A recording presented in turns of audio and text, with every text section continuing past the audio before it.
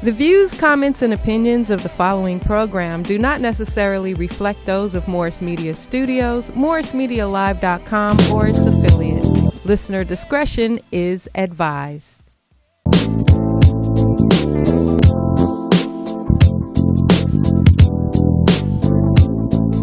We are not for sale. What up, fellas? What's good? What's good? Family. Unmasked and unbothered. Yo, listen, I love that new intro to Live and Die in L.A. We loving that. This is your boy MK in the house. I got all the fellas with me. We doing this special edition because we've been off for a couple of months now. You know, everybody's been affected by that corona. So have we. So we've been quarantined. But we out the house today, and you can see us. Feeling good, looking good. Mask off. So it's your boy MK. Sitting next to me is my boy RJ. Say hello to the people. Ooh, there you go. Yeah. There you go. Yeah. All right. Okay. Maybe y'all didn't know my name is RJ Lewis. Better known as All Ooh, right. that was a clear Okay. one. That one was better, Raymond. Get a Bar. And to my right is my brother like no other, Wes Strata himself. Wes Strata in the building. Wes Strata is in the building. Ladies, gentlemen, peace, love, and empowerment, man. We mad, but we ain't stressing, period. And then I'm going to move on to my right. C-Note Collins. What's going on, y'all? Glad to be here with my brother, C-Note Collins, a.k.a. Hollywood. And to my right is his brother, but he's also my brother, too. Let him know who you are. J. Estrada Fitness. J. Estrada Fitness, full force, full-fledged. And, you know, they might give us the dollars, but we want all the change. You can keep the dollars. We not for sale. Okay, all right. You practiced that all night, huh? Yeah. You was thinking about that one. Did one of them little Issa Rae moments in the shower. Right. Practicing. Little monologue. Off top. Speak to the people, Jaye. Jai, personally, the abolitionist, a.k.a. the Lincoln Lawyer on IG. Just out here with my brothers all here on Crenshaw Boulevard, right here in the alley where my video went viral back in 2016. Oh, he's all, That was this alley right there. It was dope. Nothing but slogans. Well, who you got to the right of you? Yeah, man, it's a very larger than life individual, man. Tell us where we actually at. And by the way, I go by James, aka Too Sick the Great. Too sick the great. Don't Too forget the Sick the great. Great. Absolutely. So this is dope, fellas, because, like, we on the Shaw. You know what I'm saying? We on the Shaw. All of us grew up in L.A. except for you. I did half and half, but we'll talk about that later. Oh, okay. So for those of us who aren't half and half, you know, He's a hybrid, folks. He's a hybrid. this is Shaw, man. This is it.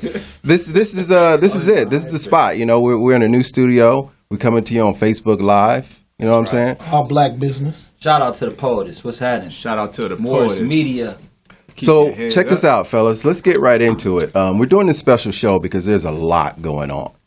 You know, and I'm gonna start here with we did something phenomenal yesterday at this very spot. And I'm going to quickly go to you, Jaye, because I want you to talk a little bit about what it is that we did and briefly, like, how it all came together. Yeah. Well, what we did was put on a demonstration of love by and for black people. The call went out. The brother Giangelo Edmondson, shout out to the G, brother. what's happening? Shout out to G. Man, it was his vision. My homegirl Kelly reposted his post that he wanted 100 black men to do a march in Leimert Park. I got on the line with G, text the brothers. After a little discussion, everybody was with it. And then that was Sunday night. We did it yesterday, Saturday, and every day, Monday, Tuesday, Wednesday, Thursday, Friday. That was like 6 days. And we met. We met at Leimert Park. We had phone conversations. We reached out to people. It started off to be a march. Then it went to a bike ride. Then it went to a march and a bike ride. Then once Barack Obama, shout out to him. And Butter, what's happening, boy? Keep it run 100. He brought about 300-400 runners. So we had a run, a walk, and a march. And the messaging in that was, as long as we're headed to the same destination, doesn't matter how you get there. Let's just go and get there together. And it was a beautiful demonstration of love. We kept it tight. and it was real nice, man, and the community just really felt it. So I'm gonna apologize for your voice because I know you was on the bullhorn all day yesterday. Yeah, you know. But I want to stay with you for a second because I saw you on Spectrum News. Shout out to Spectrum News. And one of the things, you know, you talked about, you called it a demonstration, not a protest. Right. So let's keep it where it was. It was a demonstration, not a protest. But what made you want to go to Leimert Park? Because we've been watching shit all week long. You know, I saw you were in Santa Monica. You know, they were downtown. They even hit Beverly Hills. And I'm talking about just the protest / demonstrations, not the looting. Yeah. But you were in Santa Monica. Why did you go to Santa Monica? And then what made you want to take it to Leimert Park? Well, I went to Santa Monica just because that's where it was at that day. The messaging got out. People were going to go to Santa Monica. Hollered at my brothers. C-Note came.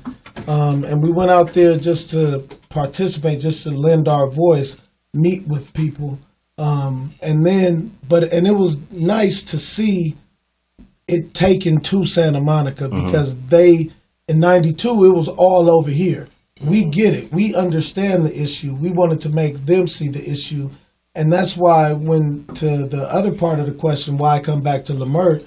Because it was not a protest. When we're protesting, we want to protest to the people that need to hear it. When it's time to love on each other, we need to be in a place that needs to love. And that's why we brought it back to Leimert Park. What was the concern from some of the business owners? Because like low key, there has been looting. But were people concerned about, you know, all of that? How did the business owners take this? Very much concerned. See, first of all, because it was so grassroots, people heard about it before they knew who was even doing it. Right. So they're thinking this is some outside group, some group that's not from the community. Once people physically saw who it was, the attitude towards it immediately changed. There were still some doubters because they felt, you know, we couldn't keep it under control, that some of these same business owners had businesses in 92 that got looted or burned down or suffered water damage. So that was their real trepidation. Like, everything's been going on everywhere else. Nothing's went on over here. So let's keep it that way. And not understanding who it was. But once they saw it was a group of disciplined, strong black men, they really got behind it. I mean, because I remember 92. I know you guys probably don't, youngsters. No. Oh, definitely. Don't hate on us. Don't hate. I mean, I couldn't get here. I was in college in Alabama at the time, and I wanted to be here so bad. Probably because I wanted some of those socks or whatever. But I remember 92. So when Jamers first hit me and says, hey, this is what we're doing, I'm like, are we sure we're doing this? Are we sure we're going down there? And you hit me like, hey, bring your sons. I'm like, are we all going to jail together? What is this going to be? So, look, I was afraid a little bit because I didn't want my people to show up and then show out. And I didn't want the looters to show up and things like that. But it turned out to be a beautiful day. Absolutely. I appreciate everybody's work for getting this thing done. But I don't have to ask you guys how you feel about what happened with George Floyd. We were all disgusted. But what I do want to talk to you guys about, and I'm going to turn to you, RJ, what do you think the police response has been so far in our city as far as, you know, because I got my own ideas, but I'm going to start with you. How has the police response been to you? Because I saw you out there yesterday. You know, you were talking to a few, and I'm proud of a lot of you guys because we've done shows about how you feel about the police. So I was watching, especially my cousin. I was watching him talk to police. I'm like, damn, he's having a conversation with a cop. But RJ, what do you think the police response has been so far to all the protests? I think it's been interesting. It's probably very 50-50, kind of like society. A lot of us have family, friends, colleagues who know police officers and who have a lot of respect for the individuals who take that oath to have that badge. And we've also had our own personal experiences that have been negative with police officers. So like to Jai's point earlier, there was a lot of trepidation in terms of what was going to transpire and how they would be involved. We wanted to do our best to work with the police officers as far as give them an opportunity to be visually seen, respecting our right to demonstrate.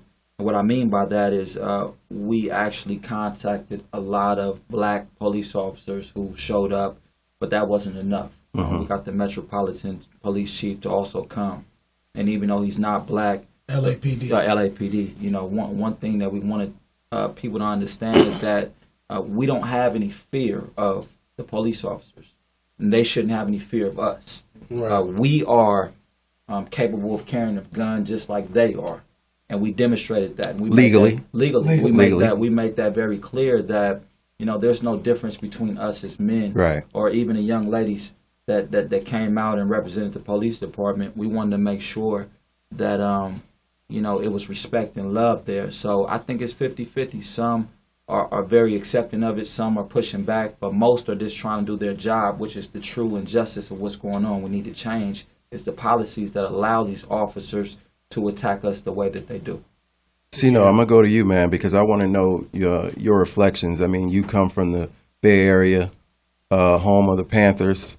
A lot of protesting went on back in those days. But tell me a little bit about your thoughts from yesterday and the demonstration. Well, I have a lot of thoughts about yesterday. I mean, actually, before I moved up to Oakland, I lived just 2 miles from here, off of Overland and Northridge and Milan Drive. Like, that's where I grew up before I moved to Oakland in '92.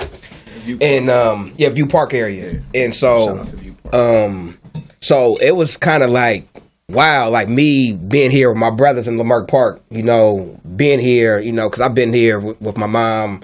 She does a lot in the art community with art plus practice, Papillion art. I don't know if they're still around, but she's done a lot of work in Leimert Park. And to be here with my brothers, holding this peaceful peaceful demonstration. Don't want to call it peaceful protest, peaceful demonstration. It was just like, it was fulfilling. I left field. You know what I'm saying? Because here's the thing, I was with this brother, in Santa Monica, and when he hit me talking about let's go out there, I totally felt him. Because here's the thing, in those communities, they see, black men slain in the media or whatever, and it doesn't quite affect them. You know what I'm saying? They could turn the blind eye, like, oh, it's not, anyone of our color, or it's not happening in our community. We brought it to their front porch. Yeah, I mean, screaming Black Lives Matter, George Floyd, Breonna Taylor, and you could see, some of them raised their hands in support, some of them got just, uncomfortable. But the fact was, like, nah, this shit's affecting you too, and we here to let you know. Right. And then, and while I was, going through the march, I was a little discouraged seeing my, some of the youth like loot and everything, but I wasn't gonna let our voice be unheard or let that drown like the good that we were trying to do. Right.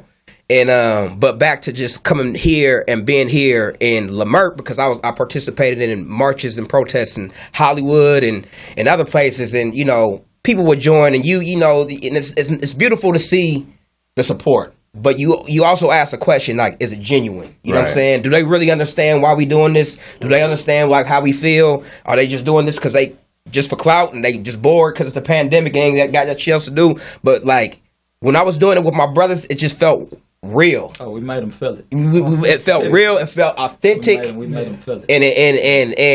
And I'll remember it forever. Wow. You know what I mean? Yeah. I mean, look, because we appreciate the help, and Definitely.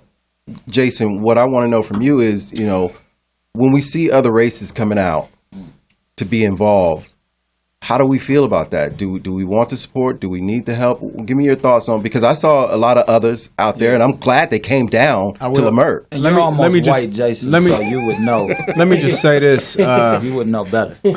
I'm definitely looking at it from a perspective of there's no cry heard more in our world than the cry of a white American's kid. And when you see people who are white American in our country marching down these affluent communities, saying fuck the police, saying we want justice, there is no peace, saying Black Lives Matter, that lets you know that their voice is being heard, because their mother and father is now saying, wait a minute, our kids are affected. They're crying. Right. So it's not even about it's closer to home now. Now they can relate. Right. Now they can see the look on their kids' face when they come in and they've been shot by rubber bullets. Right. And they've actually made it to where they're telling their mom and dad, hey, it doesn't matter how much money we make. It doesn't matter where we fall in the race of economical wealth in our country. We're affected too, because this is something that we want to stand for. And if you guys are listening, mom, dad, white America, if you guys don't want to listen to them, you're going to have to hear it in our house. And I think that that's most powerful thing. So I salute it. I salute everybody. I Right. salute everybody who's protesting, and especially, one of the gifts and curse of social media is the fact that in social media, everybody is able to look at it and see it visually time and time again. So I do kind of give social media kind of the credit there to be able to make it so that everybody does have a front row at what's going Right. on. And I think that that's powerful, man. I think one of the things for me is, I'm proud of all these millennials. For a while I used to be like, fucking millennials, Yeah. What are they entitled good this, for? entitled that. What are No they good hard work. for? You know what? I think they figured out what they're good for. Yeah, yeah. Because, I'm 46 years old. I haven't had the opportunity to protest or demonstrate or whatever. But for me, I was proud, number one, to take my sons out there. But number two, my mom and dad are from Alabama. And my mom grew up in Birmingham, Alabama. And I've heard all the stories about protesting and marching with Dr. King and the dogs and the fire hoses. And for me, I feel like I'm a part of something now. Because, at 46, this was my first opportunity to get out there. What a time to be alive. First opportunity to get out there. And I gotta credit these millennials because we're like 10 days in and they still going. Still going hard know every what I day. mean? Real hard. Rest in peace, Eazy-E. He would be proud. And so for me, I don't know where that came from. That came from him seeing white people in El Segundo screaming "F the police." Oh, okay, that's what it was. Okay, all right. I have to connect. Listen, if Give you're- it context is, sometimes you just blurt If you're shit new out. to the show, sometimes things just get blurted out for no apparent reason. Sometimes we ignore it, and sometimes we stop and keep whatever. But I think for me, millennials have found their voice, and I'm proud of that, and I'm happy for that. But I got to turn to my cousin over there because I know you got some neighbors now that are police and things like that, but you haven't had a lot of love for cops growing up. But I saw you out there yesterday, kind of talking to them and getting a little vibe. What do you see as change? Like, what can the police do to continue this vibe? I mean, like, as we were marching yesterday, the cops were hanging out the car, fist up and everything. That shit felt good. Yeah. It felt good, But I just want to know from you, Jamers, like, does that change your mind a little bit? Does it like help you a little bit feel like, man, maybe we can get this one going? Well, it took a minute for me to get past the idea of me accepting the fact that the police are not, like, I looked at the police like an enemy. And I think As a lot of us do. I think in your mind, sometimes when it's going to take a while of growth and just growing up, and you realize, like, especially with us planning this whole little demonstration, that with them reaching out to us, my thing is, like I would tell anybody else, I would rather for them to have a seat at my table than for me to be riding in the back of the car having a seat at theirs. That's powerful. And so if the That's a bar. police would like to have a seat at the table with me and my brothers to talk about how we can, how they can better service this community, I'm all for that. And because a lot of these, the reason why you have these kids out there tearing up things is because the younger generation is very socially awkward. They don't have a voice. They have their computers and they have their words that they can type or, whatever demonstration that they want to give. But they don't know the proper channels to go out there and reach certain individuals, or they don't know just how to have a conversation, period, and be, and make a point. Right. And I really think that seeing those brothers that was, policemen there yesterday and seeing how they interacted with the community, I think is if they continue to carry out their duties in that profound manner, I think that we will definitely see a lot done. And they need to be open with individuals like that in the community. Is community policing. You can't have people, half of those guys, they don't live in right here. Some of those black guys that I talked to yesterday, some of them live right here in this community. Right. One of the guys walked home to go get his bike, and he rode with the rest of the individuals in his community that he polices.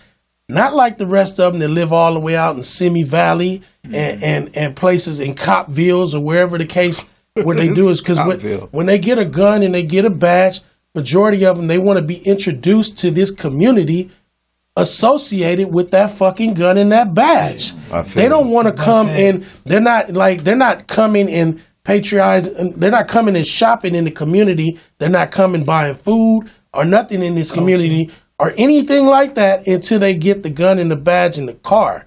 And I think that the organizations, the police organizations, I think is part of their training, how they can help is probably stick some of them in the community without the gun and the badge and have them walking around and dealing with local businesses. I don't know if we want to do that without the gun and the badge. Jay, I want you to get in here on this conversation. Yeah, well, one thing I want to be clear about yesterday, the initial plan was to do it with no police. The police reached out to us. Okay. We didn't reach out to the police and say, hey, can you block off streets? They reached out to us and said, we heard about what you're doing.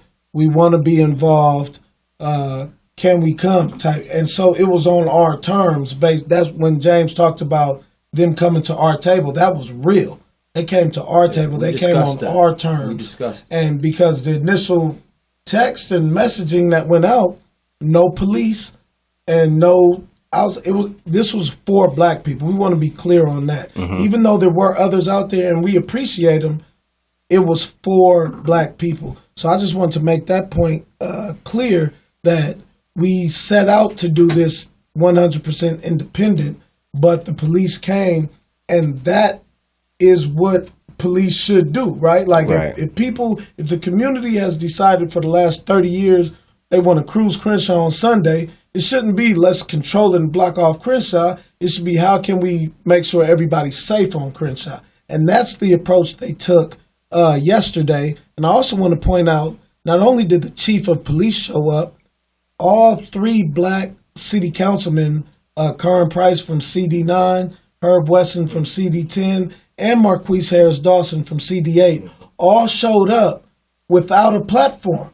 They showed up to walk. None of them touched the mic. None of those four high-ranking city officials touched the mic. They just showed up to support, and that was love. That was definitely love.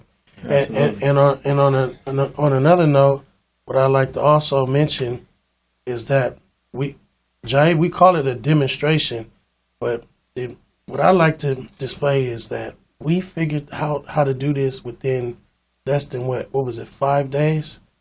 And it was less than 5. Sunday night is when I first sent the text to the group chat. And some of us, like me, I couldn't see myself like I totally shot it down when Jai mentioned it to me. I totally shot it down, and I had to give him a better listen to what it was that he was saying. But I was no different than the people that was in the communities that said no, I don't want to hear. I was thinking along those same lines. But once we sat down, we had the meeting with the brother G, and we talked about what our plans were. It made more sense to me to go ahead and participate. But another thing I notice about when we as people, when we do business with other black men, it gets hard for us to do business because of the simple fact there are too many egos.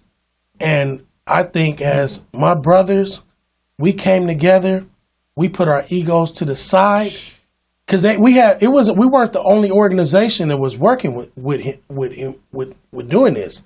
He had his own organization. It was like 3 other organizations. What were all the organizations? It was Bikes Over Banging, G's organization, Begin, and then Keep It 100 came in, and then We Not For Sale, so it was 4. Exactly, and there was no head button. We all just said this is the way we're going to do it. We also mentioned that we're not accepting. We came in first because my thing in the beginning was like, look, if we're going to do this, we're either going to police ourselves and we're going to allow people to know that if you come here with this riffraff, you will be dealt with in the way that we know best how to deal with you. Right. We do not want this at all in the community. And we stood on that with an iron fist. Man. Wes, you know, I always talk to you about love. Did you feel the love out there, brother? Yes, the love was definitely demonstrated. You know, it was very powerful just to see the love from law enforcement, though, specifically. You know, when you jogging and riding bikes and they sticking their hands out and giving you a pound, that's what I like to see. You know, because it shows them, you know, at least, you know, I never fully trust law enforcement due to just, you know, past history and, you know, my dealings with them. But, you know, at least they can, it's hope that they will have that good intent. So to get that confirmation from them that, yeah, we with you, we rocking with you, we here to help, we here to walk and ride with you. And like Jai said, or I think it was James, a police went back and got his bike and came back. And I think they knew once they saw the faces and just the pure hearts, you know, and everybody had good intent that just was willing to step up and use our voices to make change. Right. And it came from a good place, you know, when the fellas met with the business owners and they actually saw the face and they saw how passionate, you know, we were when, you know, we were speaking of what we wanted to demonstrate, you know, they had no choice but to accept it, you know. You know, I want to talk about solutions. I mean, it was great. We came out yesterday and we all had a good time. We all felt great. We got our little high off of that. But, which was the point. Yes. But what do we do now? Like, what happens? Because I wake up this morning and I go, all right, now what? Now, I have my own ideas. And I'm going to share my ideas with you guys, what I've always felt is important. And especially when we're talking about police. I think community policing is very important. Absolutely. I think community policing is the key. What does that mean, though? That means back to not riding around in the car with the fucking windows rolled up or with the windows rolled down, however you want to roll. Not ride around in the car. Get out the car. Walk the beat. Meet the people. Let me tell you about something that went down in my neighborhood. I think I shared the video with some of you guys. It happened about 2 years ago. But a young man was shot and killed by the police. Police car rolled up. He started running, and they were looking for somebody else in the neighborhood who had done something. But this young man that they were chasing was scared, because we're all scared of the police from time to time, right? But Absolutely. he was had mental issues. How do I say that correctly? Paranoid Mental schizophrenia. issues. Mental health. There you go. That's what I'm looking for. You know, mental health issues. And so when he saw the police, he just ran. Ultimately, they shot him, and that's a whole different story. He died. But one of the things to that well, is... you got to also mention, they not only shot him, but they shot him in the back from 30 feet away. Yeah, see, I didn't want to get into that because I'm going to get upset. And we trying to just like, we trying to bring this thing together. But it got to mean, but you got to let them know that he got shot in the back running he away. did. He got shot in the back running away. But the bottom line is, my solution is, if you are in our neighborhood and you know that's Johnny, and Johnny a little off, he got mental health issues, but he's a good kid. So when he starts running, you're not going to shoot him. You're not going to shoot him. You know how to deal with Jack. You know how to deal with it. Yeah. You know, so one of my things is community policing. And where I growing up in the projects, they tried that shit for a while. Like, officers would walk the beat. You know, in all honesty, it probably wasn't too safe for them. But there's other things they could have done, like coming into the community, coming to some of the basketball games, which, you know, shout out to the Lakers for doing this thing called Building Bridges, which, you know, they've gotten a lot of police playing with people in the neighborhood, which is great. But, you know, community policing is a big thing for me. And another thing that I think is important, and I'm going to let y'all talk about it, but I think in order to change a system, you have to infiltrate that system. Right. So I want to see more black cops. I want to see more black cops. But in order to do that, I think we have to be accepting of that. Amen. Because there's so many times in the neighborhood where you see a black cop and they take abuse from us. Yeah. Oh, sellout. Oh, Oreo. Oh, this, oh, that. But most of those guys are honestly trying to change the system because maybe they were wrong. Yeah. So for me, infiltrate the system, and I want to see community policing. Yeah, and I just want to point out, I sent the picture of the black officers that they took. They felt empowered. Absolutely. Because oftentimes, one of the reasons why all the other communities, their cops can move the way they move is because their communities are organized. But the black cops feel like if they take a stand against the injustice, ain't nobody gonna be there to stand behind them in the community. So after seeing yesterday, they feeling like maybe I can speak up because there is a community that will support me. Right. And that's very important to black cops, is to have a community that supports them, because right now there's less than 700 black LAPD officers out of 10,000 sworn. Wow. I'm gonna share this interesting story. You know, when I pulled up on a bike, you know, I pulled the bike out the truck and the chain popped. The chain popped. So immediately I put it on the sidewalk. I flipped the bike over, about to put the chain on. This white lady, cop, officer, ran up to me and said, "Oh, let me help you." And I'm like, "Really?" And she said, "Yeah." Help me what? let me help you. And then she said, "Oh, yeah, just move it to this side here. Take these wipes. Wipe your hands off. You're about to march, right?" And I'm just like, wow, just the love. Then that was setting the tone because I had just arrived. So I was just like, and then she was like, "Oh, okay, can you hold this part of the chain?" And she was really helping me out, and she got me gone. Nah. Took advantage of Wait, black privilege. Nah. Have you guys noticed that white people are being a Y'all whole lot crazy, nicer man. lately? A whole lot nicer lately. Prosecutors are nicer. Dog, I went at the gas station. You have a wonderful, great day. Like he wanted to hop on my I nuts don't know so if it's hard. being social media or what was influencing. Felt so but big in my life. I knew it was going to be a good day. Is what I'm saying when that happened. But let me ask you something, C-Note. Does that make you feel some kind of way, or are you just like, for me, they're probably like, damn, I didn't know. Yeah, here's the thing, and I'm finding out, a lot of white people, colleagues, coworkers, friends, they don't really know how to talk about this. Right. You know what I'm saying? And they may try to, but I think sometimes like their silence is, from their ignorance or just because they don't know how to relate and they don't want to say anything stupid. How I feel about it though, it's kind of nice. I'm not gonna lie, to kind of be acknowledged and Because you're human. Because I'm Treat me human. how Yes, you treat yes. everyone else. Yes, I'm yes. human like you. I want to hear have a nice day. Absolutely. So Right. it is nice to, instead of looking down at the ground, seeing me and saying hi, or just sparking up some kind of conversation, even if it's some surface bullshit. You know what I'm saying? Like it's nice, and I've been noticing more of that lately. Right. You know what I'm saying?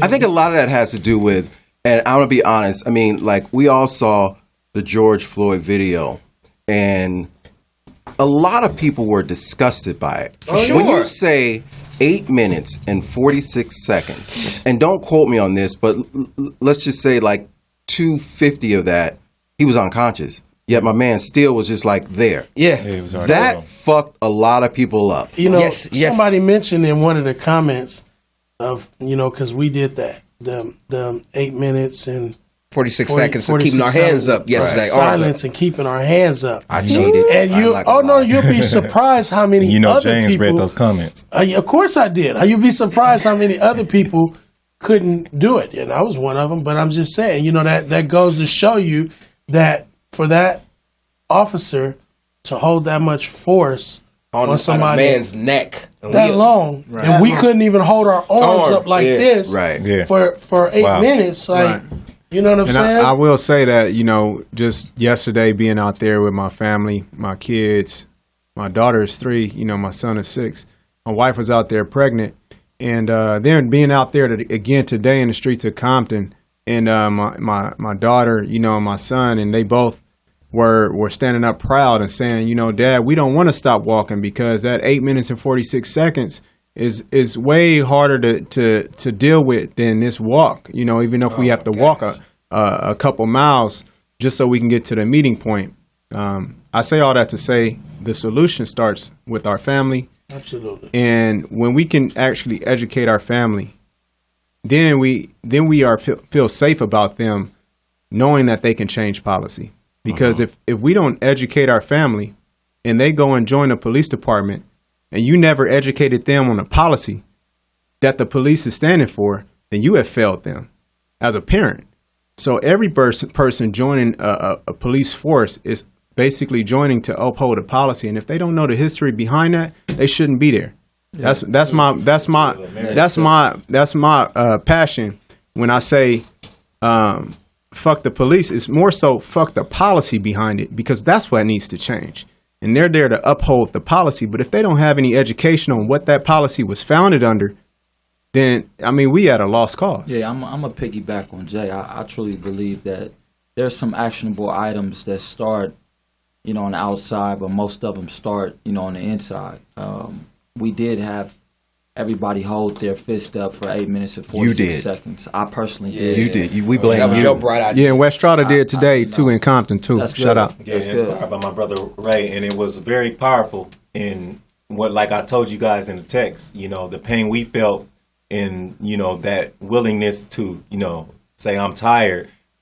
And then we thought about, how George Floyd must have felt fighting for his life through all that time. I mean, we had no choice but to keep our hand raised and honor as his name and his legacy. It was symbolic as to the fight that we all have for our life. I genuinely believe that all of us are in a fight for our soul in terms of our perspective, and it starts with exercise. Several people in this group believe in mental exercise, physical exercise.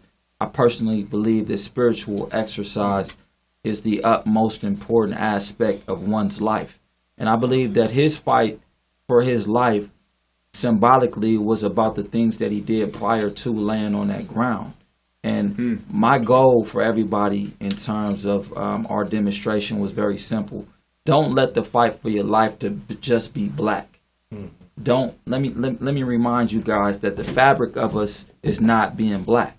The fabric of us is who you serve, and the fabric of us is, are we men of God, and are we men of character? When you turn yourself inside out, people will say, this lies a black man. No, society may say that, but God will have other questions for you. He'll have other questions to determine if you lived your life in accordance to the purpose that he planned for you. And we are blessed to be black because this has become our personal purpose to make sure that injustices are attacked the right way based upon things that happened before us. But let us not forget that we are men of God first. We're not black first. We are men of God first. And we need not to forget that, and we need to address situations like that. Violence may be necessary. Biblically, wars were necessary. If you are called to war, we'll war with anybody. However, we should have a desire to be peaceable with all men first. Absolutely. I want to turn to you, Jai, for a second, because getting back to solutions and what's next. Eventually, the demonstrations and protests are going to go away. Right. But what do we do? In other words, you've heard my solutions. What are some of your thoughts on solutions for continually to make this change and stay in politicians' ears? Yeah, and on to that point, we did deliver various points, which are our solutions. Number one was that love is the foundation of the movement. Excuse me for my voice, but love is the foundation of the movement. We also wanted to connect people with the organizations that are already doing the work. You hear oftentimes nobody's doing this, but oftentimes they are. So we want to connect people there. Keeping God first was a big one. Also, but the biggest two, another one always film the police, but the biggest two, only support businesses that support our community. That's what we can do in our individual capacity, right? Mm-hmm. And that's very difficult because being fly is also in our DNA. But what is that going to mean, right? Does that mean you go spend that $1,200 on that Louis scarf? If Louis isn't supporting the community, that means you're not supposed to be doing that. Right. And then number two is physically, mentally, spiritually training ourselves to prepare for any war that may come, arming ourselves legally and training ourselves with those arms to be prepared.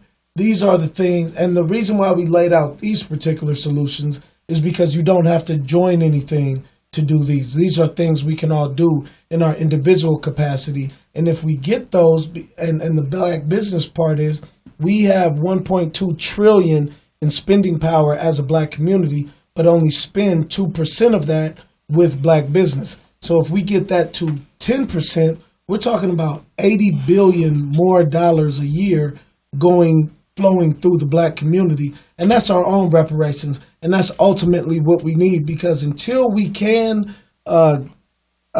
provide or bring forth economic consequences for our ill treatment, we will not be respected. And until we can respond with physical force, we will not be respected. I want to, you glanced over something, and for those who are new to our show, these are all college educated brothers and, you know, business owners and you know, stars in their own field. But you glanced over something, and because I have you here and you know, we want to also educate the people, you said film the police, and then you kept it moving. Yeah.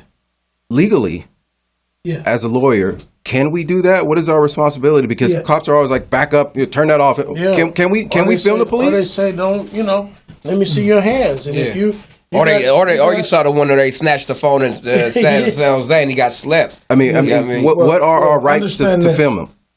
There's no expectation of privacy in public, so that's what's clear, right? Mm-hmm. And because of that, police are in public. We can film them. We cannot interfere in their investigation. Okay. Right. We can't walk in and say, "Hey, take this cup," and start doing that. You can yell. You can use your voice, as long as you're not interfering. Now, what's not interfering? That may differ, right? Because they might put that yellow tape 20 feet from the scene, and then while you're there with your camera and you're yelling at them, now they put the yellow tape 50 feet and they say back up. So they do that, and in that particular circumstance, that's not the time to have that battle, because you will lose in the streets. But yes, you can always film the police. In any interaction, you should film the police. And not only that, when you see your brother or your sister having an encounter, you should stop and film the police if you have that time. I think where the question is getting confused is what he's asking is, if you are pulled over, how do you film the police? Well, one, you can without getting shot. Yeah, one, like a lot of Uber drivers have those cameras in their car now. Right. So I think that's something that all black people should do, is get those cameras on our windshield. Now the cameras or the little car set up where you put your phone, and that way you can just press record. One of the, but some, like, there's the cameras just on the cars, like that you can purchase. Yeah, like the little GoPros. Okay. It's like a GoPro style camera, for your own encounters. But if you don't have that, yes, you should have. Right now, everybody should have a mount or something in their car anyway, because you can't. You know, these days, even if you're looking down or you just have your phone in your hand, you're not even looking at it. That's in violation of the law of California Vehicle Code, just so it's completely hands-free. So we should all have something. And if we do get pulled over, yes, you should start filming. And no, you don't have to tell them. It is good to tell them. It is good to tell them you are filming, because that makes them accountable, and they'll know every word they say they're going to have to answer to. Yeah. And you know what, Jason? This is like crazy. These are the conversations that we have as black men. Yeah. Right.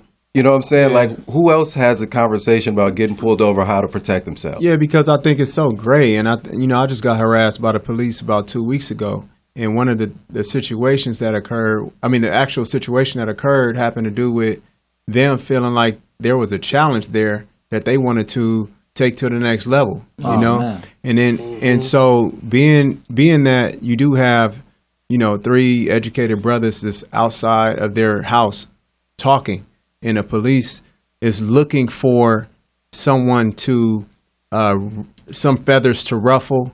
It's our job too to remain calm and to remain patient and to remain sound What's the world coming in that situation, because when you look at it from that perspective, one thing that you say can cause them to get out of the car. Then now they pressing you.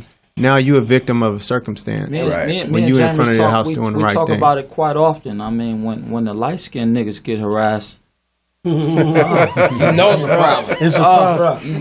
But you know what? What he's mentioning is the simple fact of how they're so quick to keep letting it elevate, and then sometimes they can be completely wrong. They can be completely wrong.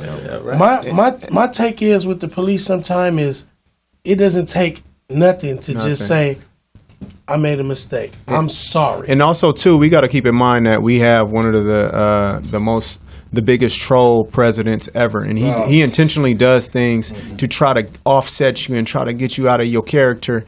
So we have to make sure we keep that calmness and that stillness about our character, so that we don't emotionally react. Right. It's just when he's trying to get that reaction out of you, because when he gets that reaction out of you, now there's a riot, now there's looting, now there's more and more and more things that he can create a law that puts your ass in jail and make you a slave because of the 13th Amendment. So I think it's important for us to know that when people are trying to jab at you, if I can say one thing, and I'll talk to my homeboys about this all the time. If somebody could say fuck your hood or fuck your mom and make you react, now they got control over you. Right. So it's up to you to be responsible of your own self. And self-love is important. If the better self-love you have for yourself, nobody can ever bother you. And real quick, the last thing on the solutions, what Ray spoke on yesterday, it's our duty when we see our brother and our sister to acknowledge them and not see an enemy. And that's a very big part. When we got to the point when black people ain't even doing the head nod, we can't win without acknowledging each other. We have to see each other. And not like when we were in Santa Monica, me, Chris, Slim, my cousin, who's about Slim's complexion.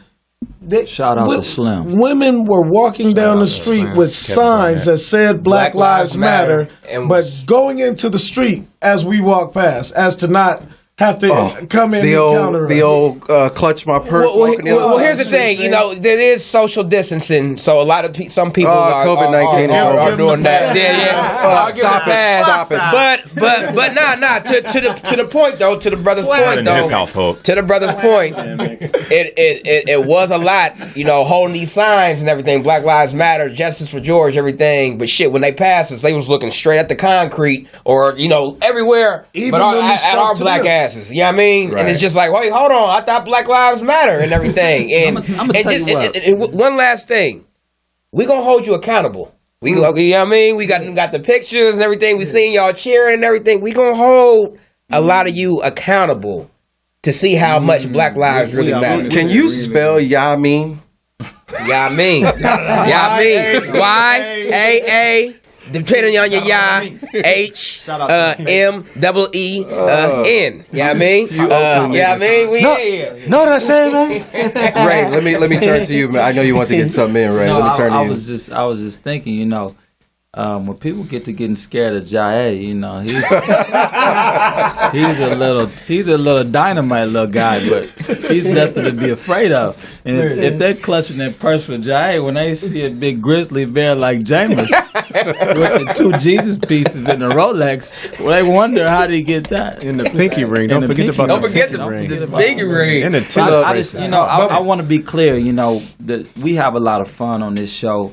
Those of you guys tuning in, especially seeing us for the first time visually, we have a lot of fun on this show. But the topics that we talk about are very serious, and I just want to reiterate: we started yesterday's demonstration with a prayer. Absolutely. We ended yesterday's demonstration with the prayer. That prayer is very simple. That prayer is about our God doing what our God does anyway. I want to be clear about that. We have a desire to do our part. I was shocked at the amount of energy it takes. I work out quite often, but to have a bullhorn and walk 2 miles. Yelling, You got My brother Jae gassed out after 1 block. Yeah. You know, so I feel passionate about that, but I just want to reiterate that we should start with God. We should end with God. God's purpose and plan will not be distracted by anybody, including yourself. If you feel like you're falling short, you're not marching, you're not doing something that other people are doing, stop it. You have a lot to do in your own home in terms of making sure that you're doing your part for your family to live a purposeful life. And if you want to hear more about how Ray feels about God, listen to some of our old shows. Westrada, tell the people where they can find us, man. Give us that social media. Oh man, at We Not For Sale. That's WEKNOTFORCELL. And very well, yes, I think my brother Ray made it very clear that you will go to hell. He said that loud and clear yesterday. Ray, tell the people what formats they can find us on, man, for our Man, you past can find us podcasts. on everything. You can find us on YouTube right now. You can find us on Morris Media.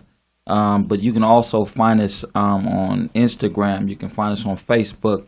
You can find us on iTunes and we Spreaker and in the streets, Spotify too. We in the streets. and most importantly, you can find us in our Estrada Fitness. community. Shout out to we didn't mention it, but our brother Dom Kennedy. Absolutely. Dom. You know, Absolutely. he was a big part of this organization process, and we talked a lot about what's going on. the So, beginning. Lamert Parks on And Dom shout out Kennedy. We love to you, boy. Russell Westbrook and DeMar DeRozan and Kendrick Lamar, Asia Brown, everybody who represented today in Compton. And one thing I want to point out is And that Estrada Fitness. Jamers had never been to a march, a protest, Slim haven't or either. any of that. And his first one, he led.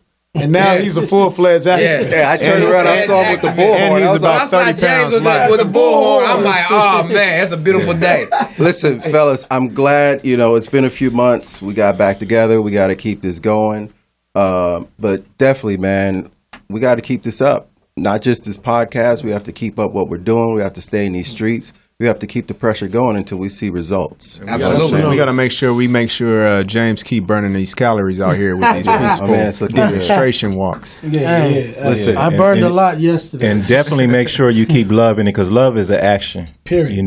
And that's something that I really, base everything I do on, and that's the foundation of this, as Jai mentioned. And if you in Starbucks in the morning in Compton, I always pay for the 6 cars that's behind me every single day of my life. So And now, slow down. that's what I mean. That's what I mean when I say it's about action. It's just something I do and put out there, and everybody that knows me have gotten some from me. Everybody here has gotten some from me. So really, really show that love. Listen, which Starbucks is that? What time? And the one on Compton, Rosecrans What and if they Central. at Whole Foods? So this is for the people out there. Pull up and get a hot panini. Whole Foods, I'll grab you a Whole banana. Foods, but, check. Ooh, boy. Hey, listen, Me some we're going to get on Cardinals. out of here, fellas. And as we always say, validation. It's for parking. And we are what? Not for sale. Yeah.